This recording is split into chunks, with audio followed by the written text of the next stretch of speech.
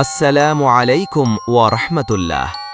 একটা প্রশ্ন করি, আপনি কি জানেন একটি সিগারেট ধীরে ধীরে আপনার জীবনকে শেষ করে দিচ্ছে?